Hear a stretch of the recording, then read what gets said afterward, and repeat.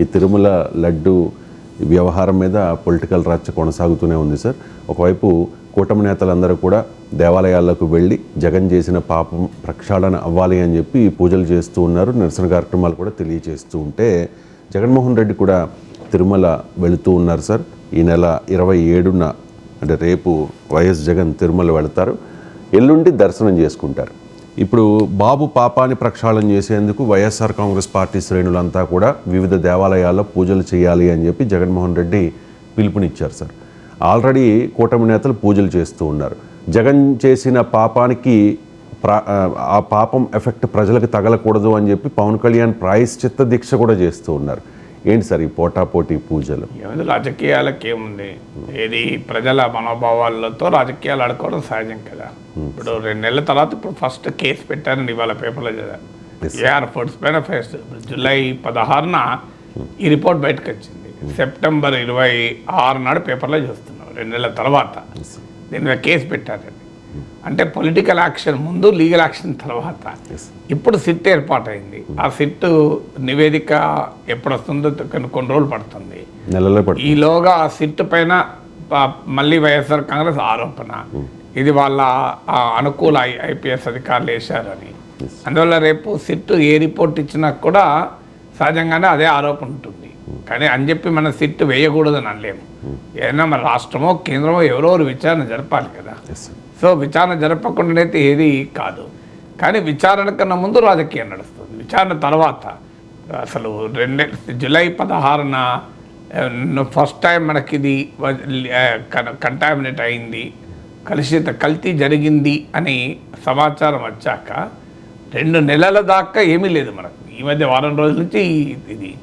అందులో సహజంగానే టీడీపీ వైసీపీని టార్గెట్ చేయడం, కేవలం ఆ క్వాలిటీ ఆఫ్ నెయ్యికే కాకుండా జగన్మోహన్ రెడ్డి, కరుణాకర్ రెడ్డి వాళ్ళ మత విశ్వాసాలు, ఇది కుట్ర కోణము, ఇవన్నీ వాళ్ళు అటాక్ చేస్తున్నారు. దానికి కౌంటర్గా దాన్ని ఆ ఆరోపణను బలోపేతం చేసేందుకు ఈవెన్ తిరుపతి గుడిలో కూడా శాంతి యాగాలు చేశారు. మీరు అన్నట్లు పవన్ కళ్యాణ్ ప్రాయశ్చిత్త దీక్షలు చేశారు. సో దానికి కౌంటర్గా వైఎస్ఆర్ కాంగ్రెస్ పార్టీ వాళ్ళు కౌంటర్, లేదు ఇదంతా అబద్ధము, ఇదంతా కుట్ర, ఇదంతా చంద్రబాబు నాయుడు కావాలని చేస్తున్న రాజకీయము. సో అందువల్ల అసలు చంద్రబాబు నాయుడు చేస్తున్నదే పాపం, దానికి ప్రక్షాళన అంటూ వాళ్ళు చేశారు. సో అసలు ఎక్కడ దైవము, భక్తి, మతము, ఆధ్యాత్మికము అవన్నీ పక్కకు పోయి రాజకీయము. సేమ్ మనకు పోలవరం పైన, ఇసుక పైన, మద్యం పైన, మట్టి పైన, స్కిల్ పైన ఇలా 10 ఏళ్ళుగా మనం చూస్తున్నాం కదా. వీళ్ళు వాళ్ళు భూముల పైన ప్రతి దానిపైన ఆరోపణలు, ప్రత్యారోపణలు, వరదల పైన.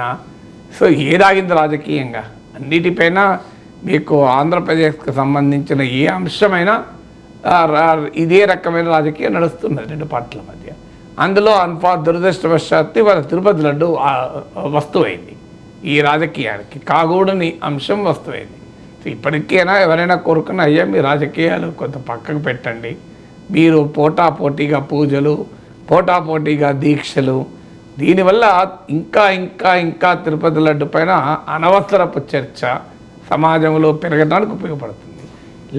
ఏది విచారణ జరిపించండి, విచారణలో తేలినాక శిక్షించండి. శిక్షిస్తే సమాజానికి అర్థమైపోతుంది కదా. పలానా వాడు దోషి, ఇంతవరకు ఎవరిని శిక్షించలే కదా, ఇప్పుడే కేసు పెట్టారు. 2 నెలలైనా ఎవరిని శిక్షించలేదు, ఎవరి మీద కేసులు పెట్టిందే లేదు. సో ఇప్పుడు ఫస్ట్ కేసు పెట్టారని అన్నారు ఏఆర్ ఫుడ్స్ పైన. మరి ఎందుకు 2 నెలల నుంచి కేసులు పెట్టలేదని అందరూ ఇప్పుడు అడుగుతున్న ప్రశ్న అది. 2 మంత్స్గా ఎందుకు డిలే చేశారు? మరి కారణం మీరు నమ్మలేదా? కల్తీ జరిగిందని టెస్టింగ్ ల్యాబ్ నుంచి రిపోర్ట్ వచ్చినా మనం నమ్మలేదా? నమ్మితే ఎందుకు చర్యలు తీసుకోలేదు? దీనికి ఎవరి దగ్గర ఆన్సర్ లేదు ఇంతవరకు. ఈ ప్రశ్నకి ఎక్కడ ఆన్సర్ రాలే. చాలామంది అడుగుతున్నారు ఈ ప్రశ్న. మీరు జాతీయ మీడియాలో, ఎడిటోరియల్స్లో, అలాగే కాలమిస్ట్లో అడుగుతున్నారు. సో వీరైనా వారైనా పొలిటికల్గా ఒకరి మీద ఒకరు ప్రశ్నించుకోవడమే తప్ప దీనికి అంటే రకరకాల ఇన్వెండోస్ అంటారు, ఇన్సిన్యువేషన్ అంటారు ఇంగ్లీష్లో. అంటే ఇలా అయితే అలా అయి ఉంటుంది. సో 320 రూపాయలకే ఎందుకు నెయ్యి దొరికిందంటే నేను కల్తీ కదా అని ఎవరు లేదు. చంద్రబాబు నాయుడు టైంలో 276 రూపాయలకే నెయ్యి అంటే 300 రూపాయలు అంటే కలుతా, 3,000 రూపాయలు అంటే కలుతా.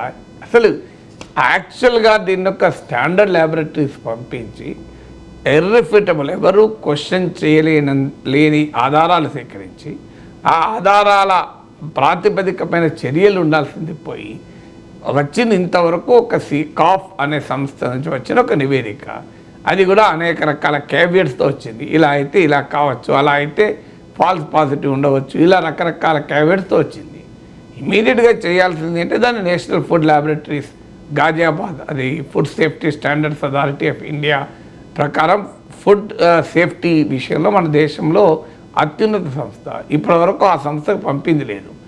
కనీసం ఒక నెక్స్ట్ లెవెల్ ఆఫ్ వెరిఫికేషన్ చేస్తాము, చేసి దీనికి ఏ రకమైన అవకాశం లేకుండా అసలు ఎవరు ప్రశ్నించడానికి కూడా వీలు లేకుండా ఉంటామనేటువంటి ప్రయత్నం జరగడం లేదు. ఏమైనా వీళ్ళు వాళ్ళ మీద వాళ్ళు వీళ్ళ మీద కొట్లాడుకుంటున్నారు, ఆరోపణలు చేసుకుంటున్నారు.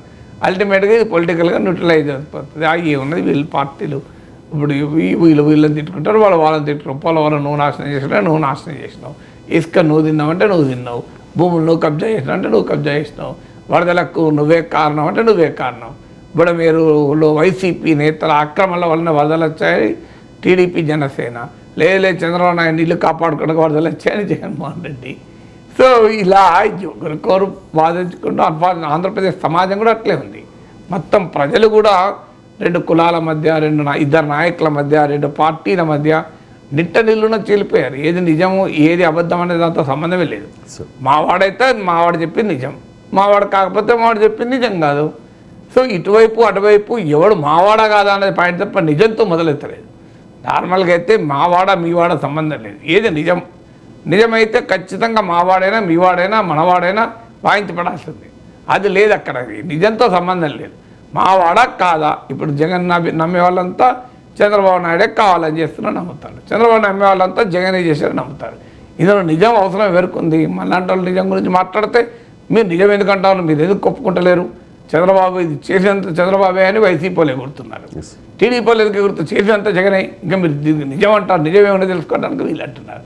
అంటే మనం అటో ఇటో ఉండాలి, మధ్యలో ఉండడానికి అవకాశం లేదు. నిజం పక్షాన ఏది నిజమో తెలుసుకోమంటే కూడా ఒప్పుకోరు. నిజం ఇదే, మేము చెప్పేది నిజం, ఇంకా నిజం ఏంటి తెలుసుకునేది ఏమున్నది అంటారు.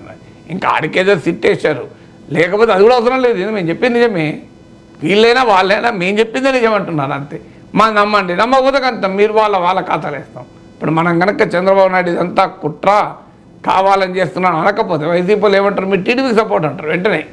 లేదు ఇది జగనే కుట్ర, జగన్ క్రిస్టియన్ కదా అందుకే చేసిన అనలేదు అనుకోండి, టీడీపీలు ఏమంటారు, వీళ్ళు వైసీపీ అంటారు. అయ్యా మనలాంటి వాళ్ళు ఇది కాదయ్యా, దీని మీద వెరిఫై చేయండి. ఇప్పుడు ఒక ల్యాబ్ పంపారు, దానికన్నా ఇంకా హైయర్ ల్యాబ్ పంపండి, దాంట్లో ఏది నిజమో తేల్చుకోండి, నిజం తేల్చిన తర్వాత కేసులు పెట్టండి, శిక్షించండి. అంటే శిక్షించండి అన్నా కూడా అంగీకరించలేదు. శిక్షించండి అన్నా అది ఎక్కడికో డిబేట్ పోతుంది, సెక్యులరిజం మీద పోతుంది డిబేటు, అది ఇంకెక్కడికో పోతుంది. ఆ భగవంతుడే కాపాడాలి, చర్చకు ముగింపు పలకాలి. ఎక్కడ దాకా పోతుందో ఎవరికీ తెలియదు. ఇందులో అన్ఫార్చునేట్లీ నిజం బరీ అయ్యే ప్రమాదం ఉంటుంది రాజకీయాల్లో. ఇప్పుడు నిజం బరీ ఎట్లవుతుందంటే వీళ్ళోటి చెప్తారు వాళ్ళోటి చెప్తారు, ఏమున్నది ఇదంతా రాజకీయమే అని ప్రజలు అనుకునే ప్రమాదం ఉంటుంది కదా. కనీసం నిజం బయటపడాలి, దోషి నేరం జరిగితే దోషి శిక్షకు గురి కావాలి. ఒకవేళ నిజానే కల్తీ జరిగి ఉంటే వాటిపైన కఠినమైన శిక్ష తీసుకోవాలి. జరగకపోతే ఈ ప్రచారం ఎందుకు చేశారని దాన్ని కూడా ప్రశ్నించాలి. అసలు ఆ నిజం గురించి ఎవరికి కావాలి? నిజంతో సంబంధమే లేదు. మాకు కావాల్సింది రాజకీయం, మేము చెప్పిందే నిజం. అందువల్ల ఇప్పుడు టీడీపీ వాళ్ళకి కౌంటర్గా రేపు జగన్ ఆలయాలకు వెళ్తాడు, అన్ని ఆలయాలకు వెళ్ళి వాళ్ళు పూజలు చేస్తారు, వీళ్ళు పూజలు చేస్తారు, వాళ్ళు పూజలు చేస్తారు. సో పూజలు లోక కళ్యాణం కొరకు మానవ సంక్షేమం కొరకు కాకుండా రాజకీయాల కొరకు పూజలు అయితే ఎక్కడికి పోతున్నాం మనం. అండ్ నేను పేరు నాని కూడా కౌంటర్ ఇచ్చారు సార్ పవన్ కళ్యాణ్కి. సనాతన ధర్మం కోసం ప్రాణాలనైనా ఇస్తాను అని చెప్పి పవన్ కళ్యాణ్ చెప్పారు కదా సార్. అలా కాదు, బాబు పాపాన్ని కడిగేయడానికే మీరు ఈ వేషం వేస్తూ ఉన్నారు, ఇప్పుడు కొత్తగా నామాలు పెట్టుకుంటూ ఉన్నారు. మీరు కొత్తగా వచ్చిన హిందువులు, గతంలో మీరు క్రిస్టియన్ అని మీరే చెప్పుకున్నారు, మీ పిల్లలు క్రిస్టియన్స్ అని చెప్పి మీరే చెప్పుకున్నారు, కానీ మీరు ఇప్పుడు కొత్తగా నామాలు పెట్టుకున్నారు బాబు గారి కోసం అని చెప్పి పేరుని నాని కమెంట్ చేశారు. ఒకసారి బయట ప్లే చేయండి. కాదండి, భీమవరంలో బ్యాప్టిజం తీసుకున్నానని చెప్పారు వారేనా పవన్ కళ్యాణ్ గారు? ఆ పవన్ కళ్యాణ్ గారు ఈ పవన్ కళ్యాణ్ గారు ఒకళ్ళేనా? ఆ మధ్య ఎప్పుడు ఒక ముస్లిమ్స్ ఇంట్లో టోపీ పెట్టుకుని హలాల్ చేశారా మాంసాన్ని, హలాల్ చేయకపోతే మనం తినకూడదని చెప్పని సోఫా మీద కూర్చోకూడదు, రంజాన్ మాసంలో కింద కూర్చోవాలి, మంది ఇది పెద్ద మాంసమేనా అని చెప్పి గబగబా అడిగి తిన్నారు ఆయనేనా? పెద్ద మొక్కలు అని చెప్పి అడిగి తిన్నారు ఆయనేనా ఈ పవన్ కళ్యాణ్ గారు? జనం మర్చిపోరు ఏది కూడా. పవన్ కళ్యాణ్ గారు మీరు బ్యాప్టిజం తీసుకున్నానని చెప్పి మీరు చెప్పింది ఎవరు మర్చిపోరు. నాకు మతం లేదు కులం లేదని చెప్పినా మీరు ఎవరో మర్చిపోరు. మీరు రష్యా చర్చిలో యేసు ప్రభువు యొక్క మందిరంలో మోకాళ్ళ మీద మోకాళ్ళ దండేసింది కూడా ఎవరు మర్చిపోరు. మీ పిల్లలకి క్రైస్తవ పేర్లు పెట్టుకున్నా కూడా ఎవరు మర్చిపోరు. తప్పు లేదు, తప్పు అని నేను అంటలా. అంటే మీరు ఇవాళ కొత్తగా శ్రీ వైష్ణవ మతం ఎవరైనా కొత్తగా పుచ్చుకుంటే ఒంట్లో ఎన్ని భాగాలు ఉంటే అన్ని భాగాలకి నామాలు పెట్టుకున్నా అంటే ఎవడో ఇల్లాంటి ఎవడో అట్లా కొత్తగా ఈయన హిందూ మతం తీసుకుని ఉంటాడు. మేమందరం పాత రోజుల నుంచి పుట్టిన కాడి నుంచి హిందువులే మేమందరం కూడా. రైట్. చంద్రబాబు నాయుడు గారి ప్రభుత్వంలో 1000 రూపాయలు కొన్నారా? ఇది సార్ పేరు నానికి దాంట్లో ఏముంటుంది, రాజకీయాల్లో ఒకరికొకరు మాట్లాడుకుంటుంటారు, దాన్ని మనం సీరియస్గా తీసుకుంది అనేది అదే ఇప్పటిదాకా చెప్తున్నది అదే కదా. దాంట్లో ఏదైనా ప్రశ్న లేదు, జవాబు లేదు. అది అంతే, ఇంతే ఒకరికొకరు మాట్లాడుకుంటారు. ప్రతి రాజకీయ నాయకుడు అవసరానికి తగ్గట్టుగా స్టేట్మెంట్లు మారుస్తూనే ఉంటారు కదా. ఇప్పుడు ఆయన అందుకే అది పవన్ కళ్యాణ్ అయినా జగన్ అయినా వారి వ్యక్తిగత మత విశ్వాసాల గురించి మనకు చర్చ కాదు. చర్చ పవిత్ర ఆలయాల సాంప్రదాయాలు ఆచారాలు వాటిని పాటిస్తున్నారా లేదా, భక్తుల మనోభావాలకు గౌరవం ఇస్తున్నారా లేదా. అందువల్ల వ్యక్తులు ఈ మతము ఆ మతం అనే చర్చలోకి వెళ్తే ఎక్కడికి పోతుంది దానికి. వాళ్ళు భూమన కరుణాకర్ రెడ్డి కూతురు మ్యారేజ్ క్రిస్టియన్ పద్ధతిలో జరిపారు, జగన్మోహన్ రెడ్డి క్రైస్తవుడు, సో ఆయన జెరూసలం పోతాడని వాళ్ళు, లేదు ఇంకో ఈయనే రష్యాలో చర్చికి పోయాడు, బాప్టిజం తీసుకున్నాడు వీళ్ళు. ఇప్పుడు అదే నా ఆవేదన అదే. చర్చ ఎక్కడ మొదలైంది, ఎక్కడికి పోతున్నాం. చర్చ స్టార్ట్ అయింది తిరుపతి లడ్డు నాణ్యత గురించి. ఎక్కడికి పోయింది చర్చి, ఎవరి మత విశ్వాసాలు ఏంటి, ఎవరు ఏ మతాన్ని ఆచరిస్తున్నారు. సో ఇక్కడి దాకా పోయింది చర్చ. ఏం దీనివల్ల ప్రయోజనం ఏంటి? ఈ చర్చని ఇక్కడ దాకా తీసుకెళ్తే ఇందులో వీళ్ళు వాళ్ళని కాదు, అందరూ కలిసే కలిసి చేస్తున్నది. నేను ఒక్కరిని అనడం లేదు, అందరు కలిసి ఈ చర్చని ఎక్కడికి తీసుకెళ్తున్నారు. ఈ చర్చ ఎక్కడ మొదలైందో అక్కడే ఉండాలి. దీన్ని ఇంకా రచ్చ చేసి పదే కొన్ని 2 వారాలు అయింది అనుకుంటాను, పొద్దున్న లేస్తే పేపర్లో టీవీలో తిరుపతి లడ్డు అపవిత్రం. అసలు అది ఏం జరిగిందో ఆ భగవంతుడికి తేలాలి, లేదా పరిశోధనలో తేలాలి. కానీ ఈలోగా జరగాల్సినంత డ్యామేజ్ జరిగిపోతున్నది. ఇక రోజు అనుకోవడం ద్వారా జరగాల్సినంత డ్యామేజ్ అన్న జరిగిపోతుంది. నాకే మాట్లాడాలంటే కూడా మనసు ఒప్పడం లేదు. ఏం మాట్లాడతాం, ఇంతకాలం మాట్లాడతాం, ఏం మాట్లాడినా అదే కదా విషయం.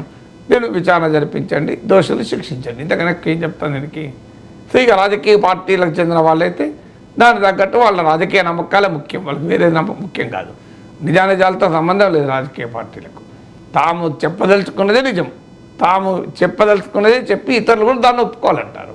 కానీ నాలాంటి వాడికి అది సాధ్యం కాదు. వీళ్ళు వాళ్ళతో సంబంధం లేదు, నిజంతో సంబంధం. ఏది నిజమో తేల్చండి, దానికి అనుమానం లేకుండా తేల్చండి, తేల్చి శిక్షించండి, ఇంతకన్నా ఏం చెప్పమంటాను నన్ను.